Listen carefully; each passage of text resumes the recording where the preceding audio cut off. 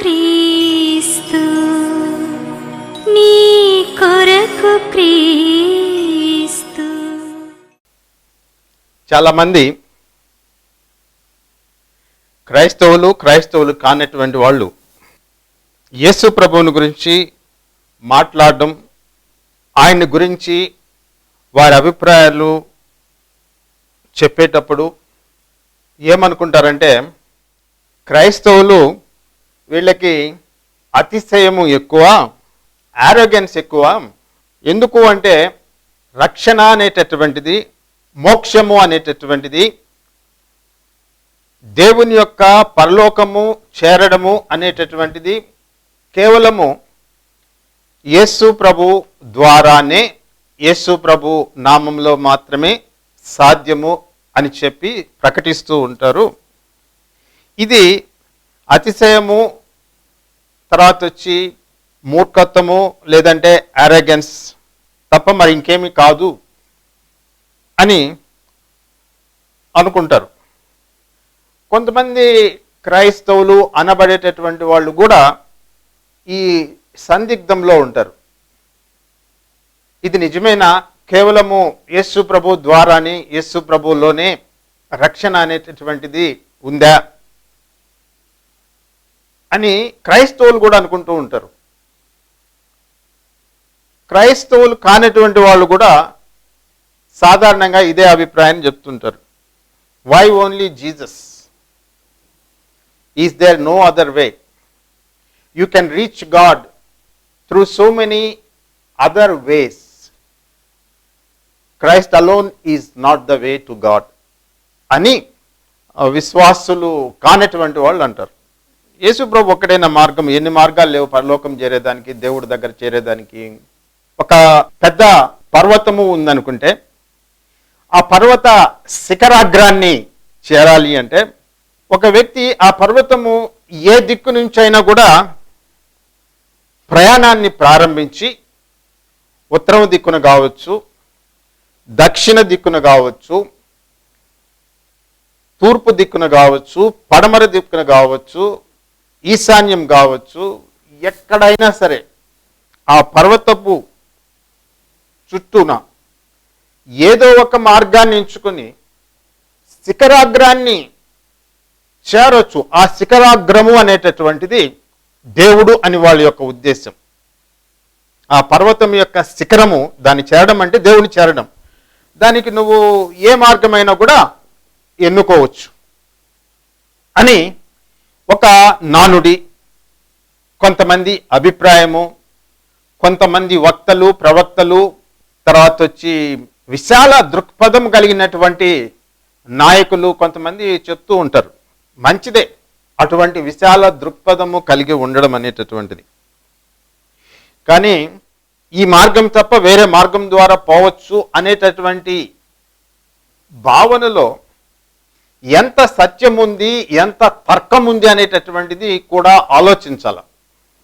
వ్యాఖ్యానం చేసేటప్పుడు ఆ వ్యాఖ్యానము తర్కానికి నిలబడుతుందా, సత్య శోధనకి నిలబడుతుందా, దీన్ని పరిశీలించి పరిశోధిస్తే దీంట్లో నుంచి ఏమైనా సత్యం బయటకు వస్తుందా అని చెప్పి ఆలోచించి చెప్పాల. కేవలము ప్రజలని లేదంటే వినేటటువంటి వాళ్ళని తృప్తిపరిచేదానికి మాట్లాడుకునేదానికైతే సరిపోతుంది అటువంటి మాటలు. కానీ పరిశీలనకి, సత్య శోధనకి లేదంటే తర్కానికి నిలబడకపోతే అది వాస్తవం కాదు కదా. సో ఈ దినమున మనము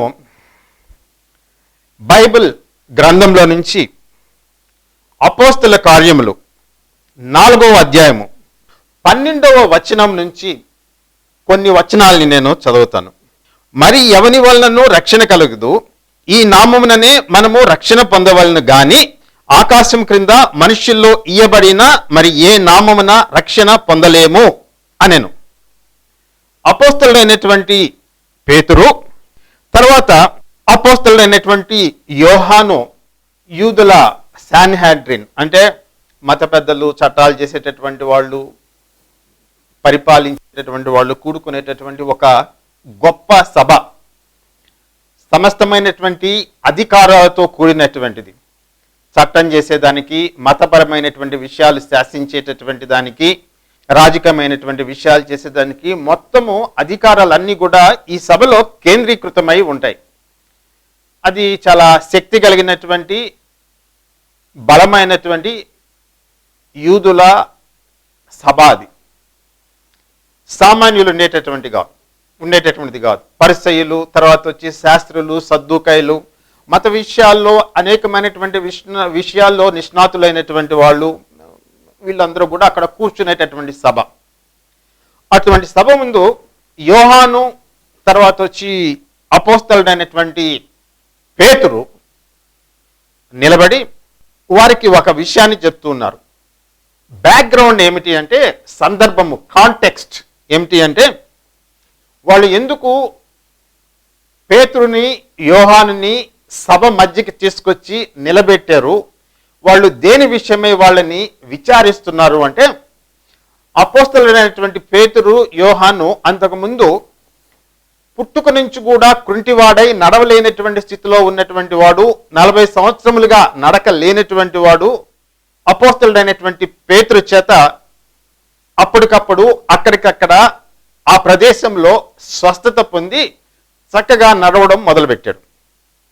అప్పుడు అపోస్తలుడైనటువంటి పేతురు, యోహాను చుట్టూ గుమిగూడినటువంటి జనులను ఉద్దేశించి వాళ్ళు మాట్లాడుతూ, ఈ అద్భుత కార్యము, ఈ మిరాకిల్ అనేటటువంటిది, ఈ ఆశ్చర్యకరమైనటువంటి స్వస్థత మా శక్తి వలన, మా భక్తి వలన కలగలేదండి. యేసు ప్రభు నామంలో ఈ స్వస్థత కలిగింది అని వాళ్ళు చేసినటువంటి పనికి వాళ్ళు జవాబిస్తూ ఉన్నారు. అక్కడ ఉండేటటువంటి వాళ్ళు వింటూ ఉన్నారు. ఆ సందర్భంలో అపోస్తలుడైనటువంటి పేతురు ఆ మహాసభ వారితో ఆయన మాట్లాడుతూ చేసినటువంటి ఒక వ్యాఖ్యానము, ఒక మాట ఏమిటి అంటే, ఇప్పుడు మనం చదువుకున్నటువంటి మాట 4వ అధ్యాయము 12వ వచనము. మరి ఎవని వలనను రక్షణ కలుగదు, ఈ నామముననే మనము రక్షణ పొందవలను గాని ఆకాశము క్రింద మనుష్యులలో ఇయ్యబడిన మరి ఏ నామమున రక్షణ పొందలేము అనెను. ఆయన ఆల్రెడీ యేసు ప్రభు నామంలో ఒక వికలాంగుడు, పుట్టినప్పటి నుంచి ఎప్పుడూ నడవలేటువంటి స్థితిలో ఉండేటటువంటి వాడు, గేటు దగ్గర బిచ్చమెత్తుకొని అడుక్కునేటటువంటి వాడు, అటువంటి వాడిని స్వస్థపరిచాడు. ఎవరి నామంలో స్వస్థపరిచావు అని చెప్పి, ఏ అధికారంతో నువ్వు స్వస్థపరిచావు అని చెప్పి ఆ మహాసభ వారు అపోస్తలుడైన పేతురుని, యోహానుని అడిగినప్పుడు వారు ఇచ్చినటువంటి సమాధానము, యేసు ప్రభు నామంలో ఈ వ్యక్తికి పూర్తి స్వస్థత అనేటటువంటిది కలిగింది. ఒకటోది. రెండోది, వాళ్ళు చెప్పినటువంటి మాట ఏంటంటే, మరి ఎవరి నామమున రక్షణ అనేటటువంటిది కలగదు.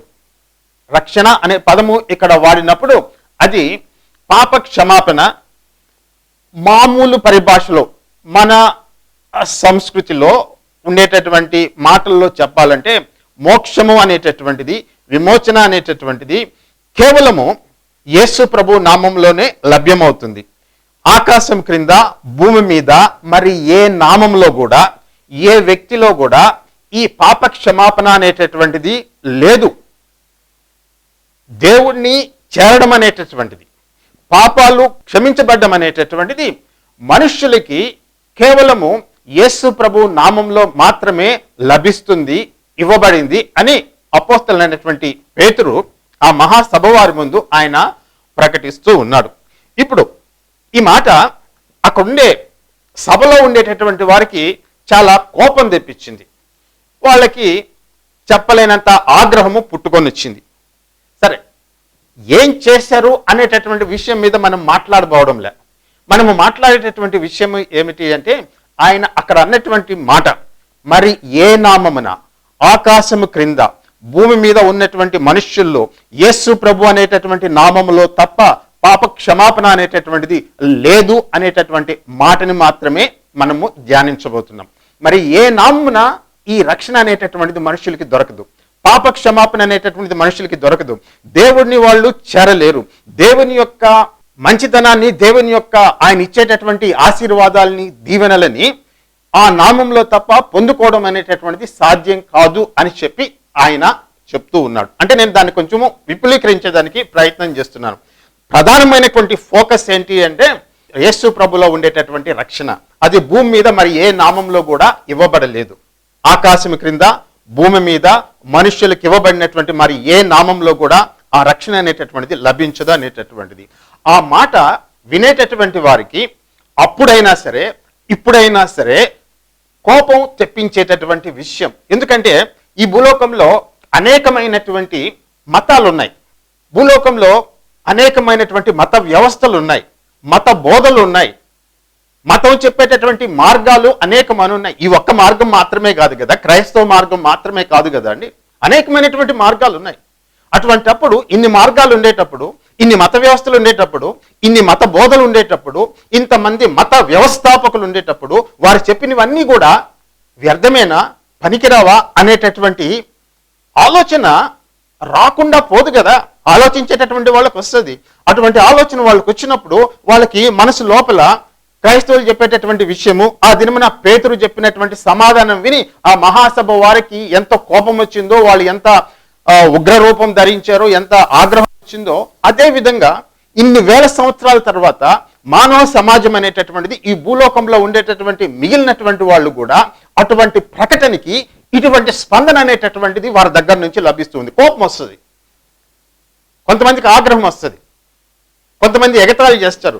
ఎందుకు ఈ నామం ఒక్కటే, ఎందుకు యేసు ప్రభు నామం తప్ప, యేసు ప్రభులో తప్ప పాప క్షమాపణ ఇంకా దేని ద్వారా దొరకదా, యేసు ప్రభు ద్వారా తప్ప దేవుణ్ణి చేరడం సాధ్యం కదా, అసలు ఈయన ఎందుకు, why this particular man called Jesus, why do we need him for forgiveness of sins, why do we need him to reach God. ఇటువంటి ప్రశ్నలన్నీ కూడా తలెత్తుతాయి కదండి, అనేక మందికి తలెత్తుతాయి. సో దాని విషయం గురించి మాట్లాడుకునే దానికి ఈ దినమున మనము ప్రయత్నిస్తాం. ఎందుకు యేసు ప్రభు నామము మాత్రమే, why only in his name there is forgiveness of sins, anyone can reach God. అది ఆయనలో మాత్రమే ఎందుకు అందుబాటులో ఉంది. ఎందుకు అంటే కారణం ఏమిటి అంటే అండి, నేను థియలాజికల్గా లేదంటే ఇంకొక రకంగా చెప్పేదానికి నేనేమి ప్రయత్నించడం లేదండి. సామాన్యులకి అర్థమయ్యేటట్లు చెప్పేదానికి నేను ప్రయాసపడుతూ ఉన్నాను.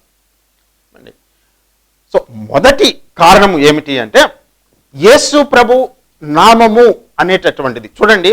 దాని గురించి మనము జస్ట్ కొంచెము లోపలికి అంటే కొంచెము లోతుగా చర్చించుకోకముందు ఒక విషయం గురించి చెప్తాను. నామము అనేటటువంటిది ఒక వ్యక్తికి ఇవ్వబడేటటువంటిది. నామము, వ్యక్తి, నేమ్ అండ్ పర్సన్ రెండు విషయాలు. ఒక వ్యక్తికి పేరు ఇవ్వబడుతుంది పుట్టినప్పుడు కదా అండి. వ్యక్తి అనేటటువంటి పదం మనం వాడినప్పుడు, ఏ పర్సన్ అనేటటువంటి పదం మనం వాడినప్పుడు ఆ వ్యక్తికి ప్రాణము, ఆత్మ, దేహము ఉంటాయని చెప్పి మనము సహజంగా భావిస్తాం. ఆ వ్యక్తికి పేరు ఇవ్వబడుతుంది, పుట్టినప్పుడు పేరు ఇవ్వబడుతుంది. ఆ పేరుతోటి ఆ వ్యక్తి యొక్క జీవితము, ఆ వ్యక్తి నివసించినటువంటి ప్రదేశము, ఆ వ్యక్తి చేసినటువంటి పనులు, ఇవన్నీ కూడా ఆ వ్యక్తి యొక్క పేరుకి ముడిపడి ఉంటాయి. ఆయన చేసినటువంటి పనులు ఏ వ్యక్తి అయినా కావచ్చండి. మీ పేరు ఉంది, మీరు చేసినటువంటి క్రియలకి, మీరు చేసినటువంటి కార్యాలకి, మీ తలంపులకి, మీరు జీవించినటువంటి సంవత్సరాలకి, మీ ప్రదేశానికి, మీ రిలేషన్స్ అందరికి కూడా అవి రెండు కూడా లింక్ అయిపోయి ఉంటాయి. పేరు, వ్యక్తి అనేటటువంటివి చాలా సన్నిహితంగా కలిసిపోయి ఉంటాయి, మెష్ అయిపోయి ఉంటాయి. పేరుని, వ్యక్తిని మనం సపరేట్ చేసి చూడలేం. సో యేసు ప్రభు పుట్టక ముందు ఆయన కన్య గర్భంలో ఉన్నప్పుడు దేవుడు ఆయనకి నిర్ణయించినటువంటి పేరు ఏమిటి అంటే యేసు అనేటటువంటి పేరు. యేసు అంటే ఆయన తన జనులను పాపం నుండి రక్షించును అని చెప్పి. ఆ యేసు అనేటటువంటి పదంలో ఒక అర్థం ఒకటి ఇమిడి ఉంది. అది ఏంటి అంటే రక్షకుడు అని అర్థం. యేసు అనేటటువంటిది ఇంగ్లీష్లో జీసస్ అంటామండి. యేసుస్ అనేటటువంటిది గ్రీక్ పదం. ఆ గ్రీక్ పదం అనేటటువంటిది ఎక్కడి నుంచి తీసుకున్నారు? ఈ హీబ్రూ పదంలో నుంచి తీసుకున్నారు. అది యెహోషువ. యెహోషువ అంటే అర్థం ఏంటి? యెహోవా నా రక్షణ అనేటటువంటి పదం. ఆ పదము యేసు ప్రభువుకి ఇవ్వబడింది.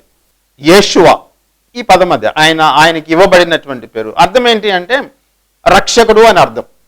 ఇప్పుడు ఇది అయిపోయిన తర్వాత మనము ఎందుకు ఈ పేరులో మాత్రమే రక్షణ లభిస్తుంది అనేటటువంటి ఒక ముఖ్యమైనటువంటి ప్రశ్న మనము లేవనెత్తాం. ఎందుకంటే ఇది చాలా కీలకమైనటువంటి ప్రశ్న అండి.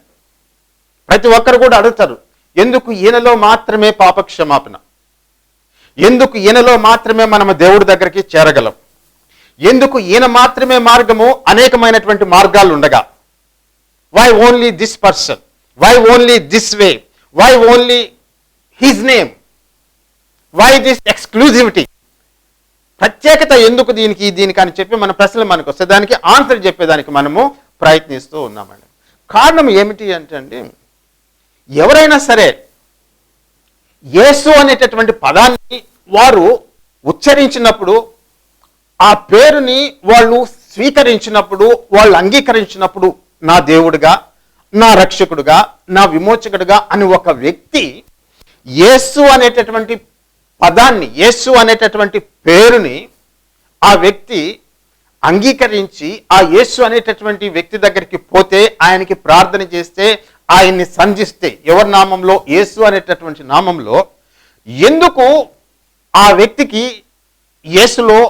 యేసు నామంలో రక్షణ లభిస్తుంది, ఎందుకు అతని పాపాలు క్షమించబడతాయి, ఎందుకు అతని దేవుని దగ్గరికి చేరేదానికి మార్గము తెరవబడుతుంది, వై అనేటటువంటి ప్రశ్న కారణం ఏమిటి అంటే అండి, ఎవరైనా సరే ఈ పదము ఉపయోగించినప్పుడు, యేసు అనే పదము ఉచ్చరించినప్పుడు, అంటే బైబిల్లో చెప్పబడినటువంటి యేసు, ఒక విషయం చెప్తాను, యేసు ప్రభు జీవించినటువంటి కాలంలో అనేక మందికి ఈ పేరు ఉండేటటువంటిదండి. ఇది ఎక్స్క్లూజివ్ పేరు కాదు, చాలా మందికి ఉండేటటువంటిది యేసు అనేటటువంటిది. యెహోషువ అనేటటువంటి పేరు, యేషువా అనేటటువంటి పేరు ఆ కాలంలో అనేక మందికి ఉండేటటువంటిది. మరి ఈ యేసు అనేటటువంటి బైబిల్లో రాయబడినటువంటి ఈ వ్యక్తికి ఎందుకు ఈ ప్రత్యేకత ప్రశ్న వేస్తే కారణం ఏంటంటే, దానికి కారణం ఏమిటి అంటే అండి, why this Jesus of Nazareth, Nazareth వాడైనటువంటి యేసు, కన్య గర్భమున జన్మించినటువంటి యేసు, ఇవన్నీ కూడా ఆయనని మిగిలినటువంటి యేసుల నుంచి ప్రత్యేకిస్తాయి. నజరేతులో చాలా మంది యెహోషువాలు ఉండొచ్చు, యేసులు ఉండొచ్చండి, కానీ ఎందుకు ఈయన మాత్రమే అంటే కారణం ఏంటి అంటే, ఆయన ఏంటంటే నజరేతులో కన్య గర్భమున జన్మించినటువంటి వాడు. అక్కడికి వచ్చేదలికే కేవలము అది ఆయనకి మాత్రమే పరిమితం అవుతుంది. మిగిలినటువంటి యేసులు చాలా మంది ఉండొచ్చు, కానీ వాళ్ళందరూ కన్య గర్భమున జన్మించలే. ఈ కన్య గర్భమున జరించి యేసు అనే నామాన్ని ధరించినటువంటి ఈ వ్యక్తి మాత్రమే ప్రత్యేకమైనటువంటి వాడు. ఈయన గురించి మాత్రమే కొన్ని వందల సంవత్సరాల క్రితం ప్రవచనాలు చెప్పబడ్డాయి. ఆ ప్రవచనాలన్నీ కూడా ఈ కన్య గర్భమున జన్మించినటువంటి యేసు అనేటటువంటి నామాన్ని ధరించినటువంటి ఈ వ్యక్తిలో సంపూర్ణంగా నెరవేర్చబడ్డాయి. కాబట్టి ఈ యేసు మిగిలినటువంటి యేసుల దగ్గర, మిగిలినటువంటి యేసులు, యెహోషువాలు, జాషువాలు, వీళ్ళందరి నుంచి ప్రత్యేకించబడి భిన్నమైనటువంటి వాడుగా ఆయన ఒక్కడు మాత్రమే నిలబడతాడు, యేసు. చూడండి, కేవలం ఆయన నామంలో ఎందుకు రక్షణ లభిస్తుంది, అత్యంత ముఖ్యమైనటువంటి కారణము, హేతువు, why only in Jesus we receive forgiveness for our sins. Only in Jesus' name salvation is available. ఎందుకు కారణం ఏంటి అంటే అండి, అత్యంత ముఖ్యమైనటువంటి కారణము, when anyone says Jesus, when he calls upon the name of Jesus, what happens, ఏం జరుగుతుంది అనేటువంటి కారణం అడిగితే, యేసు అనేటటువంటి నామము ఎవరైనా సంబోధిస్తే, ఆ నామంలో ప్రార్థన చేస్తే, ఆ వ్యక్తి దేవుని మందిరంలోనికి అడుగుపెట్టి ఆ దేవుని మందిరంలో ఉండేటటువంటి సర్వశక్తి కలిగినటువంటి దేవుడి నామాన్ని సంబోధిస్తూ ఉన్నాడండి.